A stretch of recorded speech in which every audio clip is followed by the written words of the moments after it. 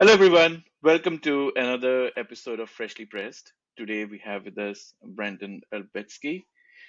Welcome to the show, Brandon. Thank you. I'm really happy to be here. I just learned that you're in Australia, and of course I'm in the U.S. And so I logged on and said good evening, and you said it's actually morning, and that's kind of I think that sets a good tone for us today. Like we say in Australia, anytime during the day. Perfect. Cool. So tell us a bit about yourself. Give us a bit of your backstory and how you got into comics. How you started Sure. reading them. Yeah, I've told this story a number of times, and I feel like it must change a little bit every time just to keep it interesting to myself. But the basics of it is I didn't actually get into comics until I was in my 20s. I'm going to be 35 this year to kind of give you some perspective of how long that's been. Um, but when I was in college, what I originally had wanted to do when I was coming up through high school, I'm not sure what you call it in Australia, but that would be like grades up to up till I was like 18. I wanted to be a novelist, which was the thing that I said I wanted to be, and I didn't really know what I wanted to do, to be to be honest with you. That just sounded like a good thing to do at the time. So I went to university and I studied English, and I studied writing, and I wrote a draft of a novel actually. And I never picked up a pencil, never tried to draw. That was kind of drummed out of me when I was a kid. I didn't really have like a natural affinity for it, so I was never really encouraged to pursue it by like teachers or anything like that, Hmm. which is kind of unfortunate because it ended up being kind of like my life's passion, and I didn't really get figure that out until I was in my 20s. I got a job at the newspaper at the University of Connecticut, editing their comics page. I was the only one who applied for the job, and that's why I got it. I didn't have any experience. I just knew that they were paying $5 a comic strip to publish them in the paper. And I figure if I'm the editor, I can put as many of mine in there as I want to. Which is I only ran two strips of mine. I didn't go too power crazy. I did one that I drew up by myself. It was the first drawing adventure that I went on. I did another one that I wrote for, and a friend of mine drew it. And then we had, I think, 8 or 9 other strips that were on the page. But I still was focused on like I don't really want to be an artist. I just want to write. And decided I wanted to write graphic novels, and I had this big space opera that I wanted to do. I couldn't get anybody to draw it for me. I had a couple of friends who volunteered, and then quickly learned what a pain in the ass I was to work with, and decided they didn't want to do that anymore. Can't say that I blame them. I've matured a lot since then. It's been 15 years. Um, but I said to myself that like, okay, well, nobody wants to draw this book for me. I'll Hmm. just take a year or two and teach myself how to draw, and I'll do it myself. How hard could it be? And very hard. It turns out it was very difficult. It didn't take 1 or 2 years. It took the rest of my life up until this point where I'm speaking to you right Wow. now, because it's a learning journey that never ends. Um, but I am very proud of all the progress that I've made, and how much I've learned along the way, and how much I've matured as a creator and as a person, and how much respect I've gained for the medium. And it has become, my life's passion and my life's work. And this point we're at now with Marukira, where I've done 198 pages over 2 volumes over the last couple of years. You take a step back and you look at that and you say, hey, I've actually done something with this. Hmm. It's been forever, it feels like, and to actually have something to show for it is really just fantastic. So that's kind of how I came into the whole thing. um, I didn't really start like, I read some graphic novel stuff in when I was in high school. Alan Moore, Viva Vendetta, Watchmen, that kind of thing. We were very edgy kids, and that's the kind Yeah. of stuff that we liked, right? um, and then I got way into Hellboy, when I started actually thinking about wanting to draw myself and do my Mm, own art, I started gravitating towards single creators who wrote and drew their own work. So Mike Mignola was big. Frank Miller was mm, somebody who I was introduced to as like, here's somebody who started as a writer and then started to draw their own books. I didn't get super into Frank Miller. I did start with some Frank Miller stuff, but I kind of fell off of him in favor of Mignola at that point. And just, building up a repertoire of books that I love over the years, and I got a million of them now. I know we're going to talk about it later, but that's kind of how I started. Just being wow. lucky enough to have friends who were in art school and would critique my bad drawings and encourage me to keep going. And just kind of been really lucky with the people that I've hung around with, and um, the people that I continue to hang around with now. So it's been a hell of a ride. That's fantastic. That's fantastic. And like kudos to you, like you stuck with it for a very long time. I mean, Oh yeah. it's yeah, and like sometimes it's those lifelong dreams, they stick with you, and you just keep chipping away at it, and one day you're here, you made it. Yeah. So that's Yeah. big. Well, and the weirdest thing about it is, and this is actually, I do this full time now, which is again the kind of thing that's like, that was not always the dream, but it became the dream. Like, okay, I want to just do this Wow. full time. And um now that that's happened, and it happened in a weird way, where I had a day job that I ended up getting laid off from, Mm, and it just so happened that at that point I had enough freelance work on my plate that I just pulled a little bit more in, and I said, hey, I can do this full time now. And so that's where I've been for like the last 6 months. And wow. it's one of those things. It's like, it feels like a dream achieved from a logical standpoint, but from another standpoint started,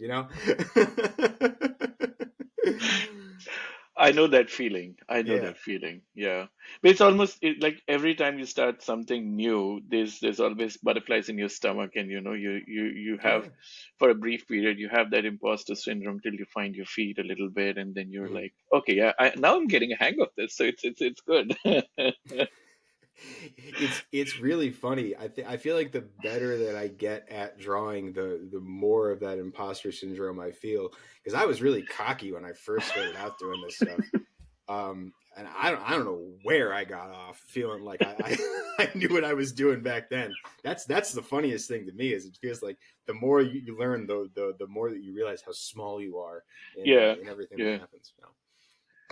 Yeah, that's very, very true. That's very, very true. It's also this thing like till the time you have no feedback, you're almost like, and you are the only reference point to yourself, right? Like you're Mm-hmm. like, I was not able to draw this like 6 months ago, and now I'm like the king of the world because I can draw this. But then someone It's comes true. and critiques your work, and you're like, damn.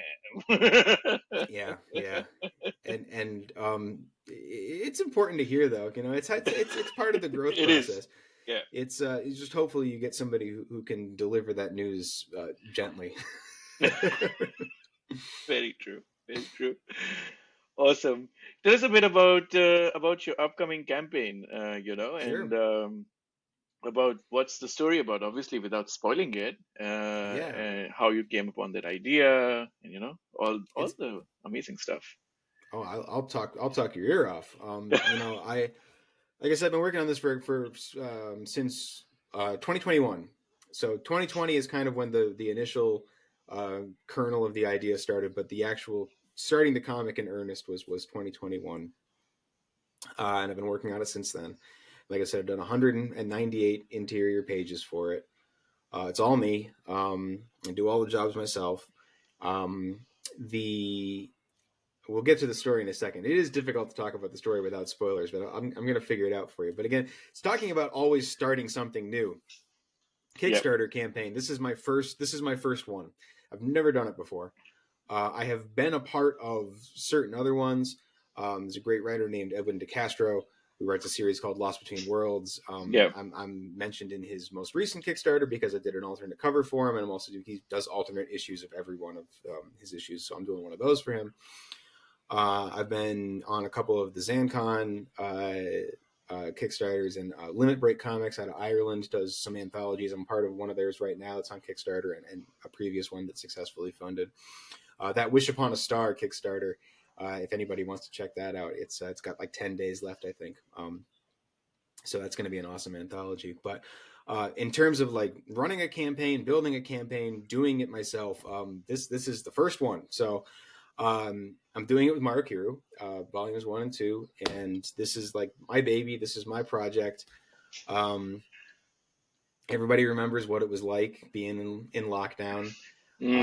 I was at a convention recently where I told this story about like, oh yeah, well, I was in lockdown and I needed something to do. So, and they were like, yeah, literally everybody here has that story. I was like, oh, okay, yeah. This is one of those things that like you don't go out and talk to people. You think that you're super interesting, and they're like, no, yeah, that's literally everybody in this room. Wrote their graphic novel since 2020 because they were in lockdown and they didn't have anything to do. But I actually got to take part in. I had just scrapped a previous webcomic venture that I had been working on for just being like. I went through a period where I was trying to trend chase or trying to find something like, ooh, I'll make something marketable, get rich quick with webcomics, which doesn't work. And if only so Webtoons paid anything. I'm sorry. Yeah, no, I know, no, for real, absolutely. Excuse me, but I had just scrapped that for running dry, and I decided that whatever the next thing I was going to work on had to be a passion project. It just had to be. And I got a chance to be a part of a remote virtual art show called Ice Cream Social, which was run by my friend Scott Matrinsky. And he has done a lot of these charity trading card projects. He did a couple of X-Men ones. He did a Teenage Mutant Ninja Turtles one. I've been a part of all of them. They've all been fun. But Scott is a great guy for like just organizing these events. He's a great painter and a great artist, just on his own. But for organizing like these meets of these artists, he's just really fantastic and pulling all kinds of awesome folks together. So he did this socially distant art show, and this would have been late 2020. And I did a piece for it, and we did like a little interview segment that went along with it. And one of the things he asked me about, he says, well, what, I know you do comics, like what project are you working on right now? And I didn't really have anything. I've been kicking around kind of this idea that ended up becoming Marukiru Destroy the Moon. But I didn't really have anything for it other than kind of my one-line pitch. And so I just told him that. I said, well, my next project's going to be about barbarians that want to blow up the moon. And he just got really excited about that in like a really earnest way. And it lit a fire in me. It's like, hey, this could be it. I could make something. I could make a passion project that gets people excited, that gets me excited. And I took it from there. And so my credo throughout the entirety of the process has been, I'm going to enjoy every second of making this. So if there was ever a moment or an idea or something that I didn't want to do or put in the comic, I just didn't do it. And I did the thing that I wanted to do instead. I kind of went against every instinct that I had previously gone for when I'm working on comics. And I ditched all the ideas of like, oh, you got to do this and you got to do that and you got to have this thing, you got to have that thing. Stupid rules that I made up myself that don't even make any sense. And I just ditched all of that. And it's just like, you make the thing that you want to see in the world, that you want to breathe into the world. And so that's where Marukiru came from. So the comic itself, I had a great, I've been looking for pull quotes for this Kickstarter page, and I haven't really like come out and asked anybody yet, like, hey, give me a pull quote. But somebody put one out today that it just blew me away in this quote. And hang on, this literally happened today before this show. Okay. By this guy Harrison Stewart, who is somebody who's a mutual with me on Twitter, and he does he does comics and stuff in his own regard. He's a contributor to Comics Beat, but he says, and this is going to be on the Kickstarter. I already asked him for permission. He said, yeah, do whatever you want with it. He says, Marukiru is one of the finest indie books I've ever picked up on a whim. Imagine a cel-shaded red Sonja with a sci-fi twist, and you're close, but you've really got to read this one to fully appreciate it. Highly recommended. Um, so yeah, that's kind of the That's elevator pitch amazing. for it, though. Yeah, no, it's Yeah, cell shaded Red Sonja with a sci-fi twist. Um, that's fantastic. the basics of the story is Marukiro. She's everywhere in this shot here. She's a sword fighter and a barbarian warrior, and she wants to blow up the moon for reasons that are explored throughout the story as it goes. We kind of start in the middle of things, so it's a little bit of a spoiler to give you her Mm, exact reasoning, but it's for vengeance, right?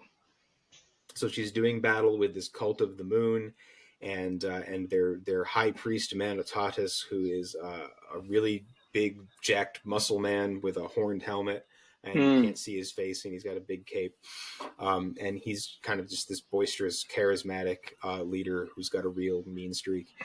And so the two of them square off, and that's kind of how the whole comic starts. That's But her amazing. end goal at the end of the day is to blow up the moon, because this cult worships the moon, and what better way to get revenge on them than to blow it up? Is there a dark side of the moon reference there somewhere in there? Oh, maybe, I don't know. We haven't gotten that far yet, but there's a strong chance of something like that finding its way in, for sure. Awesome. That sounds amazing. Like it sounds like one of those wild ideas. I think I was interviewing somebody last week or a couple of weeks ago, Hmm. and his book was about unicorn vampire hunter. That sounds awesome. Yeah. Sounded like such a It makes wild so much idea. sense. Yeah, Yeah, no, but it makes perfect sense to have a unicorn vampire hunter. That's if yeah, anybody was going to be a natural vampire hunter, it would be a unicorn. No, that unicorn. that that tracks. I like that. Yeah, some of these wild ideas, they're like, but when you explore them, you can do so much with them, right? Like it's Yeah. yeah. Tell us a bit about like how far have you planned this arc, and like you've written 2 volumes already, so Yeah. I yeah. can't tell you how long it's going to be exactly. It tends to change as we go, but I just recently sat down and kind of hammered out the outline of events that take you to the end of the series. Mm, And so I know like the big major points that have to be hit, and kind of the in between stuff. We'll kind of see how long it takes. I have a tendency to blow things out, and to make them bigger when I'm having fun with something.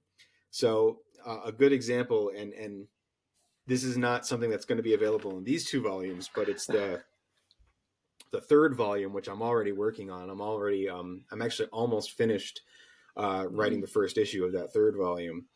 Um, but that first issue, I had kind of just to remind everybody of what's going on in the series, because you're assuming you're going to be starting it from a new volume, so a little bit of a recap, and just kind of get you up to speed real quick on everything that's going on. And I wrote out this first issue, and then I went to my notes and everything, and what I had down for the first 3 pages ended up becoming the first 16 pages, wow. just because of how much I started to think of, like, ooh, we can do this and we can do that and we can do the other thing, and it's all me, so there's nobody to put the brakes on.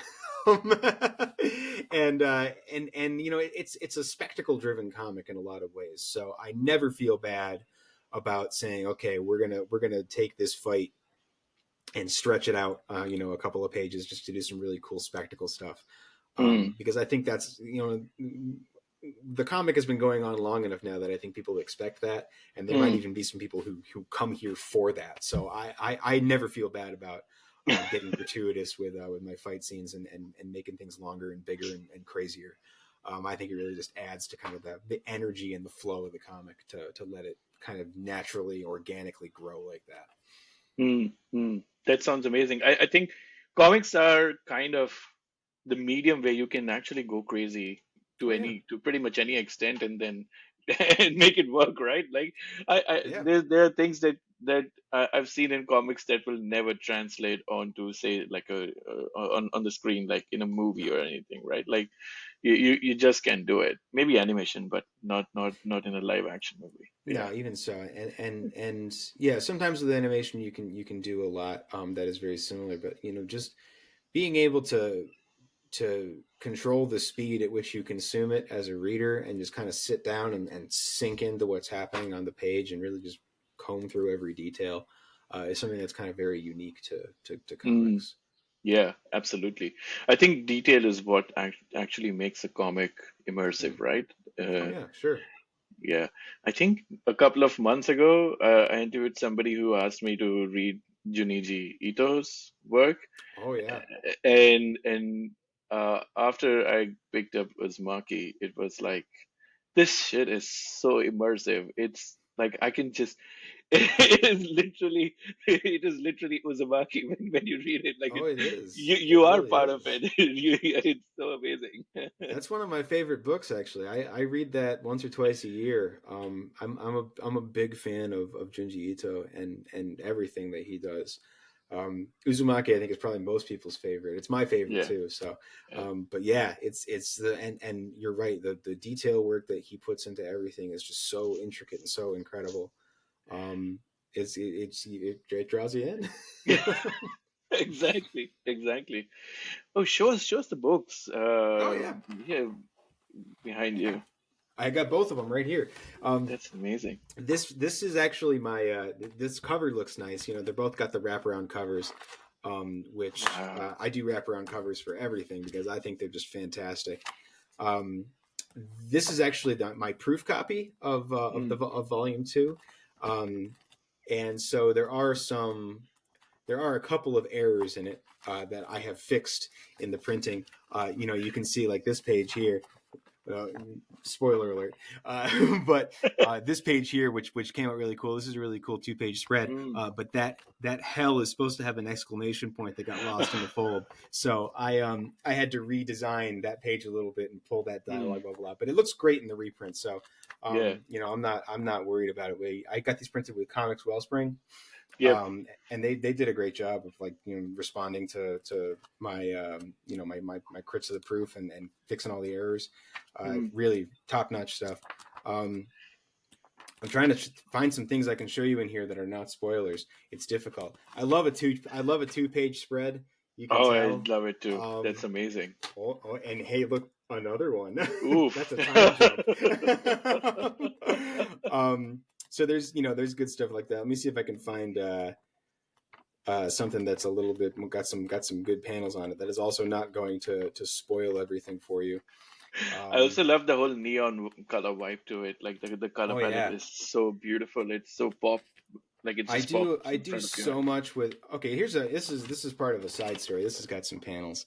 Um, Nice. this is not so much of a spoiler because this is from a side series I started drawing called Demon of the Pit, which is a prequel to the main story. Right. But so there's a bonus story at the end of each of these volumes, and in this particular one, she eats a bunch of mushrooms in a cave because she's starving, and they end up being psychedelics. So that's um, that's the second volume. I just printed that. This is the first volume that I've got in my hands here, and you know the same kind of stuff, just in terms of like the way that it's colored and the way that I lay everything out. Um, you know, I have a lot of fun with color, and it's not something that I considered a strength of mine for a very long time. Here's another good one. You know, just checking out things Nice. like this, but Wow. I used to do black and white stuff because I didn't think that I could. Oh, this is also my proof copy of this first volume, where some of the spreads are messed up, so we won't bother showing that off. But everything's fixed now. That's the great thing about proofs.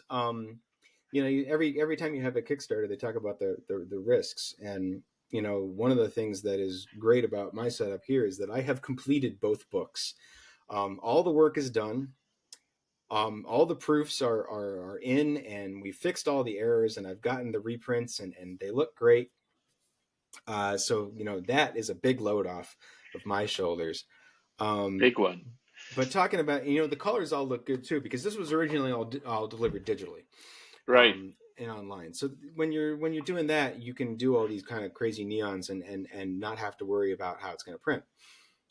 When I started the comic, I had no designs on ever getting it printed, which was it's kind of Yeah. silly in retrospect. But so I kind of had to change my color profile a little bit so that it prints better. But everything still pops. I love saturated colors. I always turn the saturation all the way up. One of Mm, the early criticisms I got from a couple of people was like, "Oh, you should really do some desaturated stuff for contrast." And I'm like, nah. Sometimes you just got to say, nah. But part of the way that I color and I render, I try to do it in a way where the depth of color carries through, even if you're mm, looking at it in grayscale. mm, And so when I actually finish a page, I throw a desaturation filter over it so that it just goes black and white, and I can see, make sure that it's still readable in mm. grayscale. So that's why I always start dark and then render up to the white. And I find that just works really well. And how do I solve the problem of like the visual mess of having all these saturated colors? And it's usually I do it with the palette. Like you got the Kickstarter image here, my wraparound cover for volume 2. Mm, All those colors are really saturated, but you've got the blues and the greens, holding down the background, and then the figure of Marikir in the front is that bright magenta, and mm. everything, you can read it easily, and everything pops. So that's Nice. that's kind of my theory, just going into everything.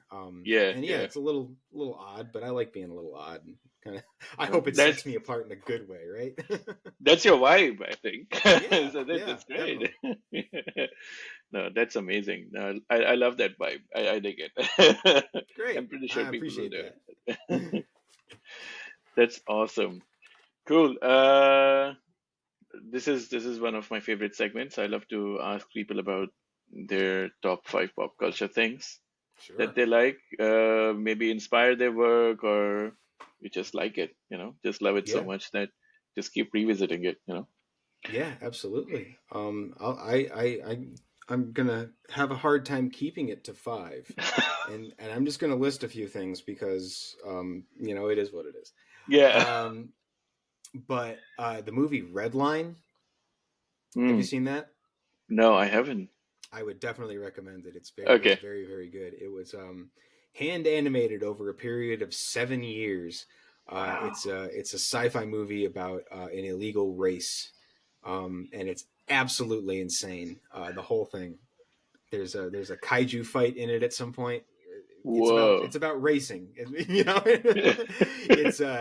It's a fantastic movie. So Red Line is something that I always recommend to everybody, and it's just got so much energy and so much vibe and spirit, and those bright colors in your face, high contrast blacks and everything.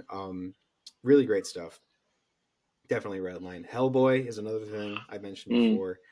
That was probably the most formative comic series for me, coming into this. And just from like a style standpoint, obviously I don't really want to. I used to want to be Mike Mignola when I grew up, and I tried to like ape that style, but I don't really do that anymore, obviously. Mm. But still, it still was very formative me reading those comics and kind of like just seeing what one person can do as they create something. Yeah. So Hellboy, I consider that the core run of Cedar Destruction, and then ending with In Hell. Mm. Um, that's like that's great comics. Um, Junji Ito, just in general across the board, everything that comes out in English translations, I snap it up. I'm in the process of trying to teach myself Japanese, with the Mm. goal of being able to read manga in Japanese. Yeah. Primarily so I can read JoJo, because that doesn't get a very good English translation. No. Um, so I would like to be able to read JoJo, but so let's slap JoJo on that list too, because that's also Yeah. the anime was really no the way that specifically the way that the anime is colored, Mm. going on from Diamond is Unbreakable pretty much until up through Stone Ocean, they Yeah. kind of really found that really vibrant voice for the show and for the property. And that was something that I was watching a lot while I was in the early stages of coming up with these ideas. So that's Yeah. definitely Yeah. leached in.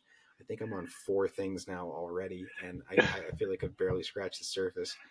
Oh, go Um, for it, mate. Go for yeah, it. I'm never gonna. It sucks because it's like I'm never gonna be able to.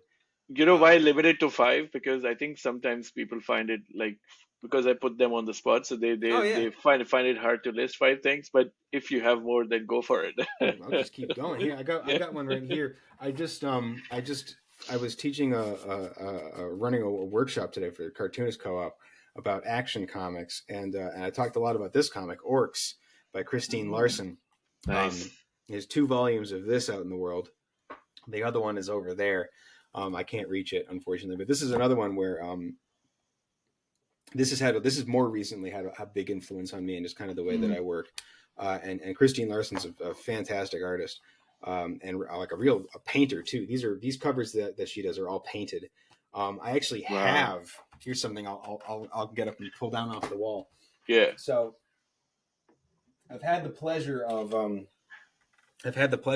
digitally meeting Christine on a couple of occasions. And one time she was actually taking commissions, rare time she was taking painting commissions, and I got her to do this for me. So Wow. that hangs above my desk. That's a big inspiration to me. Fantastic. One of my favorite artists just happened to manage to connect and snag that. So she's great. That helps. That keeps me very inspired. Is another. Sorry to interrupt you, but Yeah. that's one thing I actually love about comics, that Mm, everyone is so accessible that you can meet these people and talk to them who yeah. have been like, there's some people who are like my personal heroes, and like just like being able to talk to them and being so accessible. This industry is amazing that way. Sorry, It go ahead. really is. Yeah. Yeah, The amount of just like you said, just like accessibility and some of the nicest people in the world yeah, are out there making comic books, and I think the the reality of the work um just keeps everybody so down to earth and human. Um there's a lot of people, especially like people who create big properties or whatever, that it you would think that they would get an ego about it or a personality about it, and I just feel like the fact that you're waking up every day, you're sitting down at a desk, and you're putting in hours and hours of manual labor to make these things real. um you can't go into that line that work with an ego like that, right? You yeah. have to you have to be down to earth to do that every day. And I think it's just fantastic that there are so many people out there that are, no matter how big they get. And I think that I was thinking about this. Todd McFarlane, I feel like, is a great example of this. I read something about, he was recently talking about, and it's kind of, he's an oddball, but like the stories about him like not eating during the day at all. And What? he would go into the studio and he's like, oh yeah, no, I don't eat or drink or go to the bathroom for 16 hours. I just go in there and work. Whoa. And it's like, and the one that I think is hilarious, which is people in his studio, in his office, leaving open packages of Fig Newtons around his studio to try to trick him into eating food during the day. Just like, Is he a it's like, symbiote himself? yeah. You're right. It's crazy though, because this is a guy who's one of the biggest names in the history of comics. Um, just going in and putting in the work like that. I Wow. feel like that's something Yeah. that's just unique to comics as an industry. Very hardworking people who are so passionate about this stuff. Yeah. Absolutely. 100%. Mm. Sorry, I just put you on a different track. Oh But no, you keep going. Keep like a going. runaway train, man. Just put me on. I'll just go. Well, we were talking about my ever ineptly named list of 5 things. Yeah. Um, anything by I'm just talking about stuff I love now, but like anything by Daniel Warren Johnson. Mm, Um, I've read Murder Falcon is one of my favorites. Extremity is another one that's great. I read his Wonder Woman run, fantastic. I just read Do a Power Bomb, which is amazing. I started reading his Transformers run last night. mm. Just like anything that he does is great. Headlopper. And if you read Headlopper, but Andrew McNeil, I just last couple of years I've collected up all that exists of that, and I hope that series manages to continue at some point because it's not over. Bird King I started reading this year. Bird King's Mm. great. Daniel Friedman and Crom. Uh, Um, great fantasy stuff. And all these fantasy things. Krull. You know Krull? yep, Tell me you I know know Crow. Krull. I Okay, know Crow, Krull. of course. Yeah, Krull's yeah, big. yeah. Krull's real big. Especially, there's talk about that sci-fi twist that's in Maru Kiru. Mm. The genesis of that kind of comes from my love of Krull. Oh, And just kind of how you have a world that it's a fantasy movie, it's a fantasy setup, it's a fantasy world, and there's just these sci-fi things that kind of leak in a little bit, and it's not really addressed by anybody because it's just kind of like how they understand the world and they don't worry about it. And I love that so much. It's just like, yeah, we got knights and we've got swords and we've got bandits and we've got these guys over here with laser guns. yeah. It's That's just the amazing. world. It's how it is. Yeah. So that's big. And I could talk. I didn't even get into. I started with a movie, and I just talked about a movie. But Conan the Barbarian, that's Nice. another one. You can't see it, but I got my big German Conan the Barbarian poster over here. Yeah, Um, I've read pretty much every Robert Jordan's Conan the Barbarian when I was growing up in yeah, school. Yeah. no, Especially all the stuff by Robert Jordan, not many other authors, but I know Conan's been written by several different authors. But yeah, yeah. I forgot that Robert Jordan did Conan. That's actually one of my Conan blind spots. Is the Robert Jordan ones. I should dig those out because I was also a big fan you of Robert Jordan. must. I read Wheel of Time. I read quite a bit of, and I actually need to finish it at some point. I read all of Wheel of Time up to the point where Robert Jordan passed away, Mm, and I haven't read the Brandon Sanderson books yet. I own them, but I'm gonna probably have to reread the entire series at this point. mm, So that's an undertaking. But I read all the original Robert Howard Conan stuff, mm. and I've read a fair bit of Savage Sword of Conan, the Marvel comic series. I own the entire collection. I haven't made it all the way through yet, and the Jason Aaron Conan run Mm. from just a couple of years ago was really good. Yeah. I definitely recommend that. But yeah, it's the people will tell you, and they're right, that the Schwarzenegger movies are not particularly good adaptations of the source material, and they're correct. They're not particularly good adaptations of the source material, but they're fantastic films, They are and fantastic. they're iconic. So like I don't care. I love them. And Yeah. that's probably my biggest touchstone for Conan. Just stylistically and thematically. I love Schwarzenegger. I love James Earl Jones. Uh, Everything. I actually got to. I say meet. I'm a bedroom cartoonist. I don't get out much. Mm. When I meet people, I tend to meet them online and I interact with them and I talk to them. If I get a DM chain going with somebody that goes for longer than 5 messages, I consider that to have been a meeting.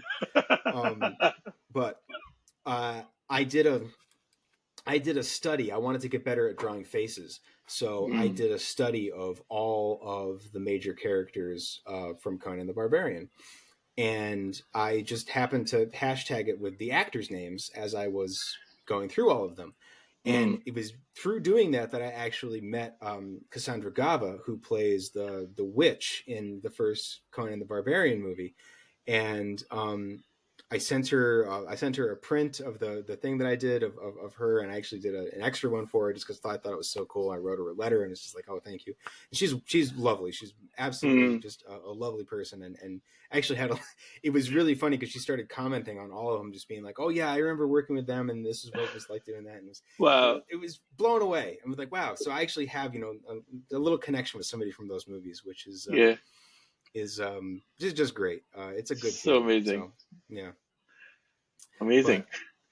but I mean I could ramble on and on and on and on about Did you? media stuff that I love. It's my whole life. It's everything that I do. So um you said video games, so let me think of a video game because I play a lot of video games too. I just started playing Horizon Forbidden West today.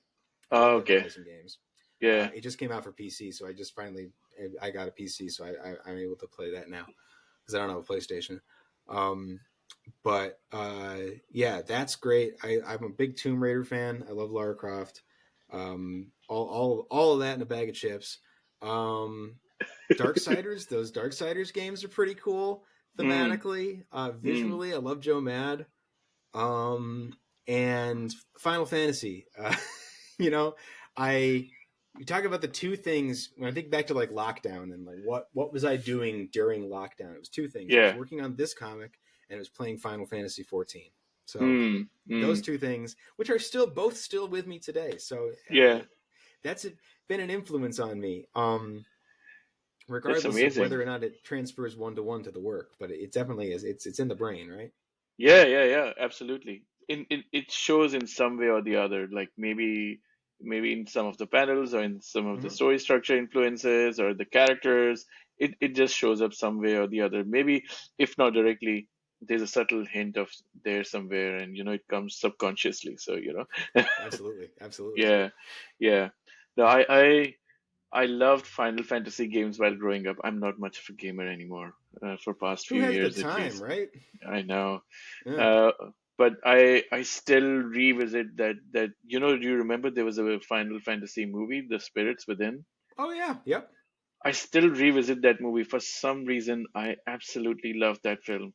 I don't know It's why. Like, it's it's really fantastic. cool. Yeah. Yeah, I feel like it's not what people were expecting out of a Final Fantasy movie when it came out, but yeah. it's a really good movie, and it's got a hell of a cast too. Like I Great watched it. cast, Yeah, stunningly animated, beautiful animation.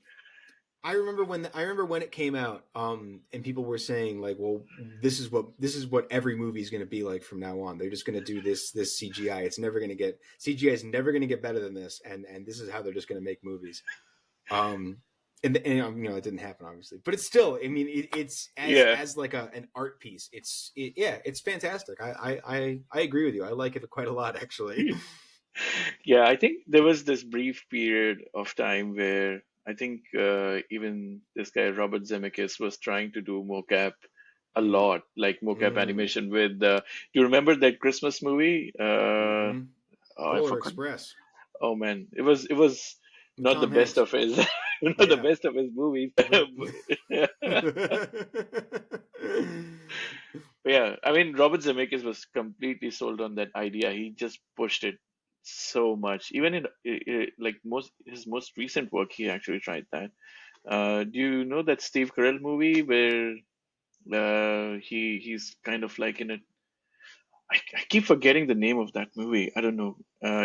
He's like a war veteran, and it's about him coping up with depression and things like that. So oh, um, I'm not familiar with this one. This is yeah, huh. it's a good movie, but again, like the same like weird mocap animation that's creepy. Like it's just like it kind of became Robert Zemeckis' brand at one Got to point. admire the dedication, I guess. I know. He's a great filmmaker, but yeah, Mm. yeah, yeah, It's just kind of sometimes you get that auteur voice and they make some interesting choices, and it's just part of the charm, right? yeah, yeah, yeah. Beowulf was the other movie that I was trying to remember. Like, Mm. yeah, it was a great movie, like very well done. But Yeah, again, that like, yeah, animation.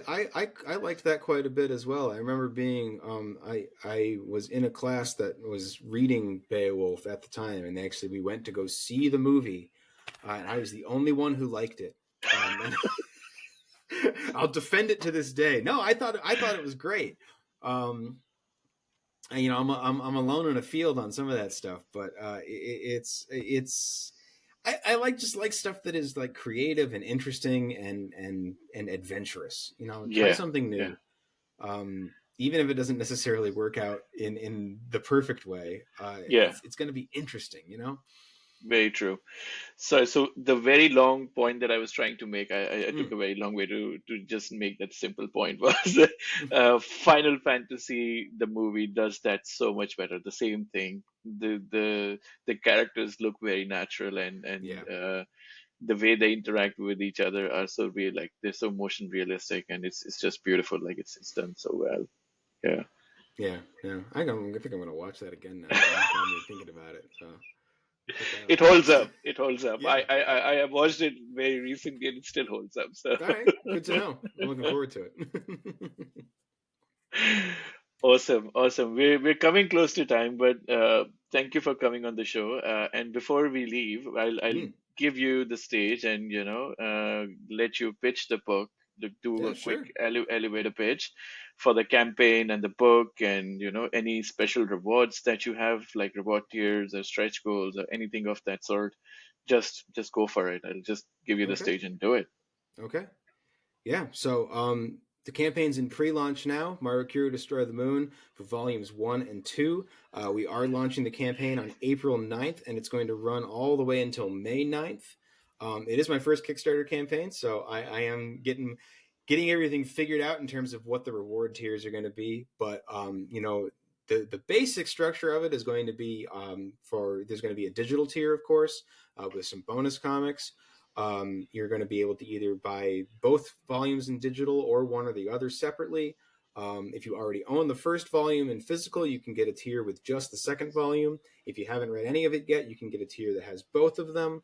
We're going to be doing an exclusive poster. I say we, I mean me. It's a one-man team. But I'm really excited to do just a really nice exclusive poster print for this. That's only going to be available through the Kickstarter. The big deal, in my opinion, discount commission tiers.